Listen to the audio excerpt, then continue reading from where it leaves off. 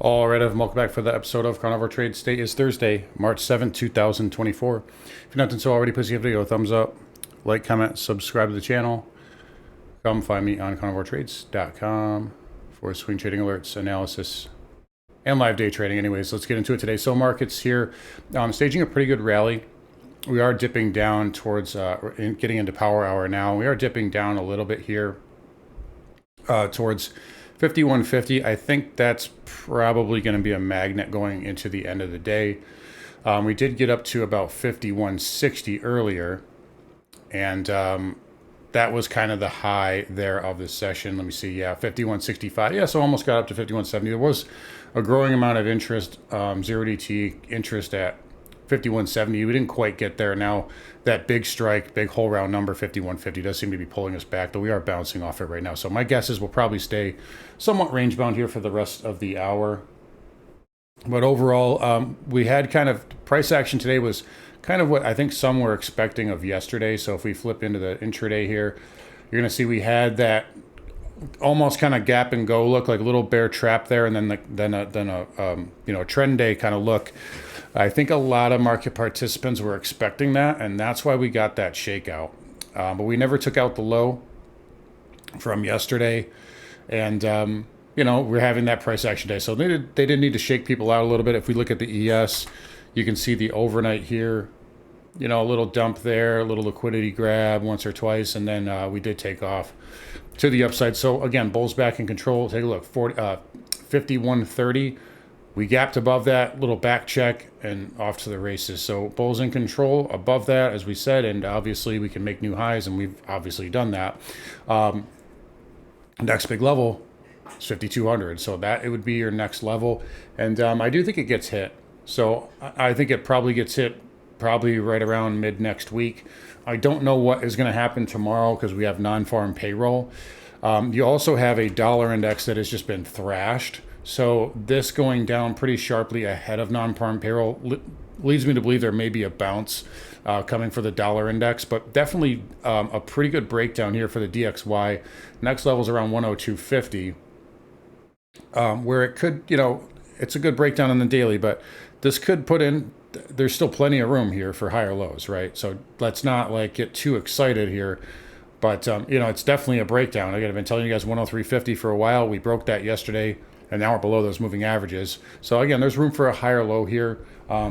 Again, non-farm payroll tomorrow, it's pretty beaten down ahead of that. So even if we get a cold number, you got to think a little bit of that is priced in here in the dollar index. At least that's kind of how I would look at it. And the same thing could be said for gold. It is higher again today. That's 3, 6, 7 sessions up now in a row. And four of those sessions were wide range, big wide range candles. And it's starting to slow down a little bit. We are above double top now, and we're going to close above yesterday's high too, it looks like. So strong price action there for gold. Again, doesn't mean it won't pull back or anything. Again, like I said, if the dollar rallies, maybe that finally gets gold to pull back a little bit, but it's acting well. Additionally, another thing that makes me think we could see a dollar bounce. Take a look at the TYX. That got to our level. So we've been talking about this trend line here, and we did trade down into that, and it is getting a bounce. Usually that third hit of a trend line will hold up. So TYX getting a bit here on the, again, it's on the long end. If we look at the shorter end, we can even use the T2YY. The 2-year yield here. Let me flip over. I'm sorry. Because I don't like that. This is the futures. I don't like that contract gap. There we go. There's the pure chart there. Powell again was on Capitol Hill today, and he did say something to the effect of we have more likely that we're confident in cutting this year. That did push the 2-year down, right? So I think that was right here. The 2-year yield was bouncing, and then we got a pretty good push down when he said that. We're basically where the reaction was right now. But you can see here the yield curves. Well, at least the 2s and 10s did improve a little bit. Or excuse me, yeah. 2s and 10s, and then 3-month 10-year still red on the day. So again, I know that they're trying to walk back this yield curve, but it's still not really anywhere close to going normal yet. So just a few things I've noticed. A few other things I've noticed too is Mag 7, looking at Apple, not the greatest price action, right? We've talked about that.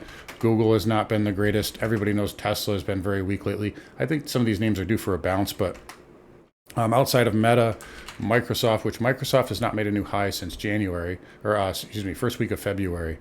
And of course, NVIDIA. Believe it or not, like this market's not being led by Mag 7. It's being led by semis, and additionally continuing to see signs of rotation. Look at IWM here. It's having a good day. Like it held, the opening range, had a nice pop. It is up a little bit less than the spiders, but it's holding up nicely. Additionally, look at industrials, XLI. I don't talk about this a lot. New all-time highs. Mats, big move here. Not a new all-time high, I don't believe, but it is pretty close. But it's had a nice run here. XLF. It's been on a tear, as we know. XHB, we talk about this every day, new all-time high. Dow Transports having a nice day, up 1.2. So the whole narrative that it's just Mag 7, it's just Mag 7, it's just Mag 7, it's not. It's really not anymore. And that's good for the market. Now, if we lose semiconductors, I think we'll have a correction. So I want to be clear on that. I'm not saying that you should be paying up here as a swing trade. Don't chase the highs, but there is internals, the internals are changing. So just be aware of that. But right now, again, as I've said, until support breaks, give the bulls, buy the dip the bias. So it's really that simple.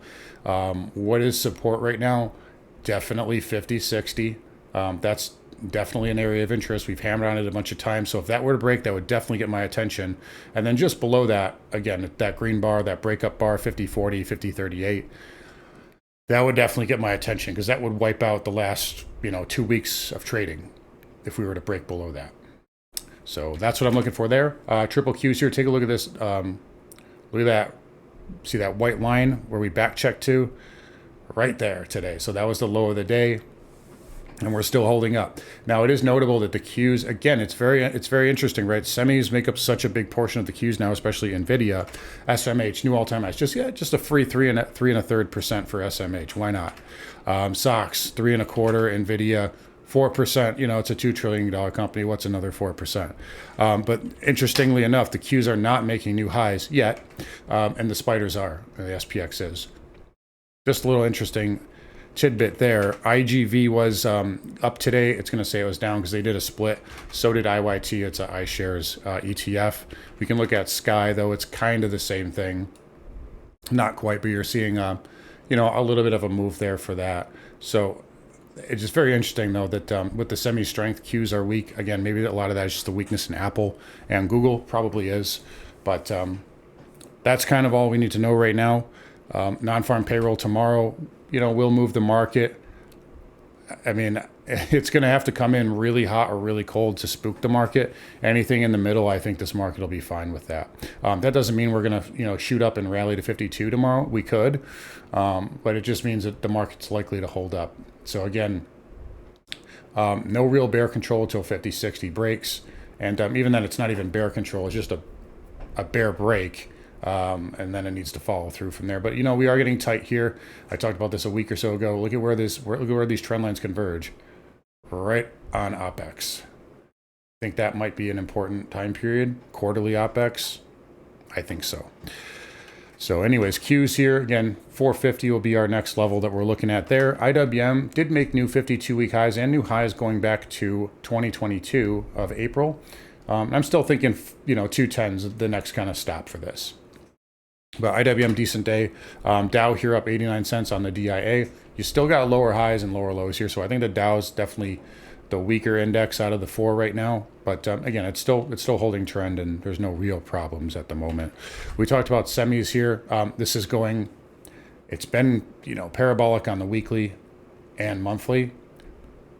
But you're now getting parabolic on the daily too. Look at this. See how the moving averages are here and it's kind of pulling back. Look at how far away it's pulling away from that 20 moving average.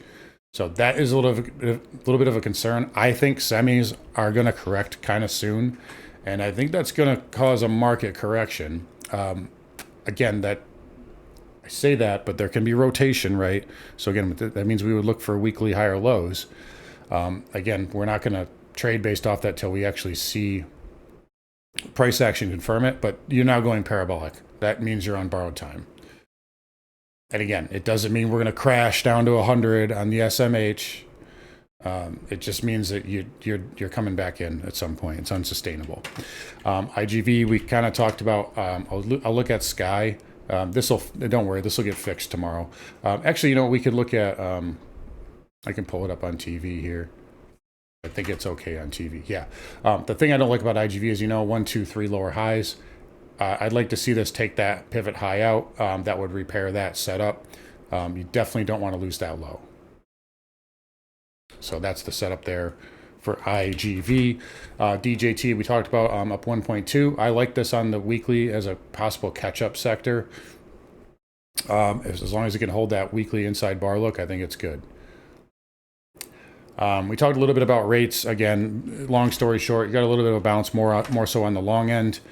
And I do think that continues here over the next couple of weeks. Rates did get walked back, especially on the short end by Powell, which effectively cuts rates, essentially. So XHB, again, still looking for 108.21. That is not a short. That is just an upside objective. VNQ did back off today, but I like what this is doing on the weekly and daily. So this is firming up. This could be a catch-up sector as well. XLF, a little bit of a gap in crap today. I mean, down 11 cents. I'm not going to make it crazy out of it, but next level here is right around 41 weekly highs right in there. And then obviously you got that weekly pivot there and then the double top, obviously. But XLF still trending up. KRE, basically flat on the day. We did have a gap up. I think NYCB was up 5.5%. Still in a lot of trouble, but it's working better. Powell did say that there will be likely more bank failures due to CRE specifically. So again, the Fed's it's not like they're not paying attention to this stuff. Like, they know what's going on. So I hate to say that it's like priced in, but I think, the market, it's not sneaking up on the market. And the price action in VNQ tells me that too. But KRE, red to green, or green to red day for the most part, or green to flat day. Won't make too much out of it. KBE looks a lot better here on the weekly over the last week or so. This is still an inside bar pattern, and it could be coiling up for another move. I know you're going to say that's crazy, but that's what it's doing. So XBD, new all-time high. That's still in an uptrend. It's overbought, but no problems other than that. Oil's been interesting lately. This is still coiling here. I think, after doing a little bit more review on this, I think it probably needs to consolidate until OPEX, and then I think it can go higher. What I'm thinking, this needs another week here. What you don't want to see is this roll over and break that trend line. If that happens, then it could be in some trouble. But as long as this firms up here, I think this can hang in here for another week, and then it could push higher. But right now, it's just in a range. What I like, and I've been saying this repeatedly, what I like is that XLE made new highs today, and that's above 87.